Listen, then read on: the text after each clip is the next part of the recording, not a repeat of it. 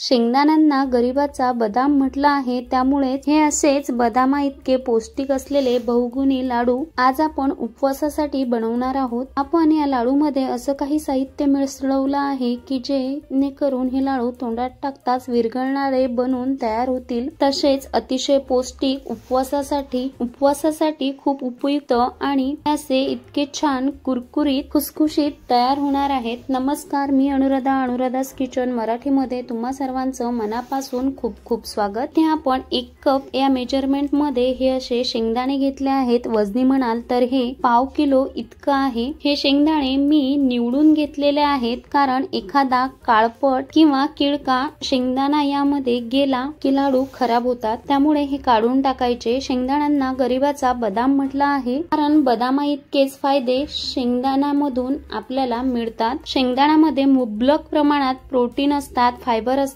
त्यामुळे आपल्या शरीरातील जे चांगलं कोलेस्ट्रॉल आहे ते वाढवण्यासाठी हे मदत करतं। तसेच मधुमेह नियंत्रित राहण्यासाठी शेंगदाणे हे प्रभावी ठरू शकतात। गुळ आणि शेंगदाण्याचे लाडू खाल्ल्यामुळे शरीरातील हिमोग्लोबिन सुद्धा बऱ्यापैकी वाढलं जातं, त्यामुळेच डॉक्टर गुळ आणि शेंगदाणे खाण्यास सांगतात। आज आपण उपवासासाठी हे असे भरपूर उपयुक्त असे हे लाडू तयार करणार आहोत की ज्यामुळे बऱ्याच वेळ आपल्याला भूक लागली जात नाही, तसेच शरीराला याचा फायदा सुद्धा होतो। काही जणांना शेंगदाणे खाल्ल्यामुळे पित्त होतं, ऍसिडिटी होते, तर ते पित्त होऊ नये यासाठी सुद्धा मी पुढे जाऊन काही टिप्स सांगितलेल्या आहेत। हे शेंगदाणे मस्त साल निघेपर्यंत असे हे मी सारखे हलवून भाजून घेतले। कुठेही शेंगदाण्यांना डाग आले नाहीत, कारण मी हे शेंगदाणे सतत हलवून घेतले। आता हे शेंगदाणे काढून घेऊ आणि गार करून घेऊ।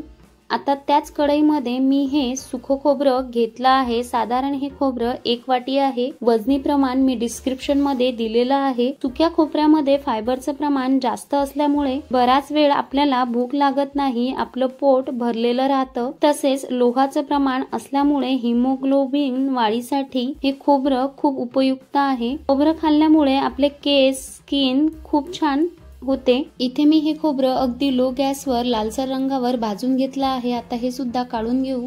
आता त्याच कढईमध्ये इथे मी तूप गरम करायला ठेवला आहे। तुपाऐवजी तेलाचा वापर केलात तरी चालेल आणि त्यामध्ये थोडा थोडा करून हा डिंक तळून घ्यायचा आहे। तुम्ही तर म्हणाल तूप तेल वापरायचं नाही असं कॅप्शन मध्ये लिहिलेलं आहे, तरी सुद्धा तुपामध्ये मी हा डिंक तळून घेणार आहे। तुम्हाला तूप वापरायचं नसेल तर काहीच हरकत नाही, पूर्णपणे डिंक नाही घातला तरी काही हरकत नाही। लाडू मध्ये तरी सुद्धा लाडू छान तयार होतात। आता हा डिंक हा मस्त मी ट्रान्सपरंट होईपर्यंत तळून घेतला, व्यवस्थित तळून घेतला। लहान आचेवर आतपर्यंत मस्त तळला जातो। डिंक खाल्ल्यामुळे शरीराचा थकवा नाहीसा होतो आणि हाडं मजबूत होतात। रोग प्रतिकार शक्ती आणि पचन क्रिया सुधारण्यासाठी डिंक अतिशय उपयुक्त आहे, म्हणून मी या लाडू मध्ये डिंकाचा वापर केलेला आहे। बाकीचा डिंक मी याच पद्धतीने तळून घेणार आहे। इथे हे शेंगदाणे सुद्धा छान थंड झालेले आहेत आणि सहज त्याचे साल निघत आहेत। आणि शेंगदाण्याचे 2 भाग झाल्यानंतर हा जो त्याच्या नाकाचा भाग असतो तो काढण्यासाठीच निव्वळ इथे आपण साल काढणार आहोत, कारण हा भाग काढल्यामुळे बऱ्याचदा पित्त होण्याची शक्यता असते किंवा ऍसिडिटी होते, म्हणून मी हा भाग काढण्यासाठी सालांचा भाग काढून घेत आहे। साल निघण्यासाठी मी इथे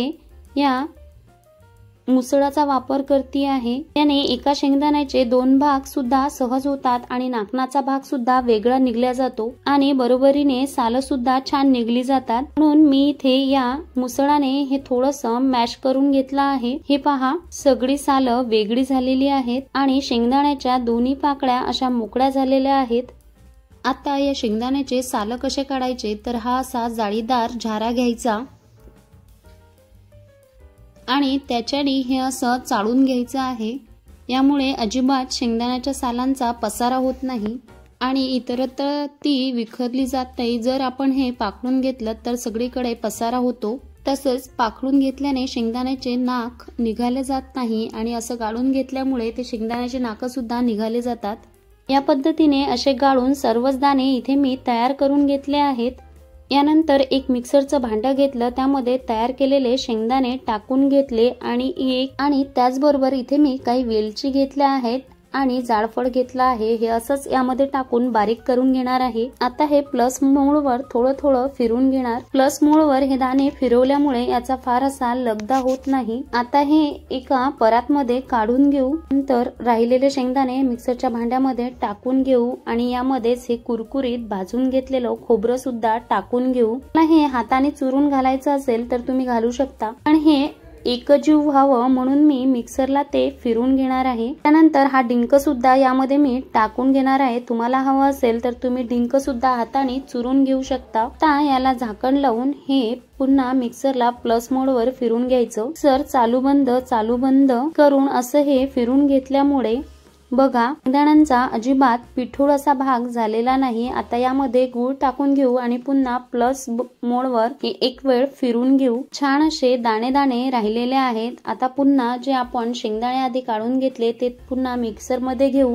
आणि राहिलेला गूळ सुद्धा यामध्ये टाकून पुन्हा प्लस मोडवर हे असं फिरून घेऊ।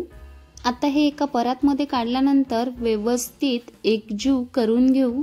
तुमच्याकडे जर सुंठ असेल तर सुंठाची पावडर घाला। सुंठ घातल्यामुळे या लाडवांना छान चव येते आणि लाडू अगदी छान होतात। सुंठाचे सुद्धा खूप फायदे आहेत, त्यामुळे थोडी तरी सुंठ आवर्जून घाला। गूळ घातलेला आहे त्यामुळे जाळफळ तर घालावाच, त्यामुळे जाळफळ आणि गुळाचा स्वाद अप्रतिम लागतो। अगदी सहज एका हाताने हे लाडू आपले वळून तयार होतात। तूपही वापरलं नाही जास्तीचं तरी सुद्धा हे लाडू छान तयार होतात। जरी सुद्धा तुम्ही डिंक नाही वापरला तरी सुद्धा हे लाडू अगदी छान बनून तयार होतात आणि अगदी शेवटच्या लाडवापर्यंत लाडू छान बांधले जातात। हे लाडू बांधायला अजिबात वेळ लागत नाही। या पद्धतीने इथे मी सर्व लाडू तयार करून घेतले आहेत। पहा अगदी छान दाणेदार असा हा आपला लाडू बनून तयार झाला आहे। यामध्ये डिंक खोबरं घातल्यामुळे हे लाडू अतिशय पौष्टिक आहेत। हा एखादा लाडू आणि दूध प्यायलो तर बराच वेळ आपल्याला भूक लागणार नाही।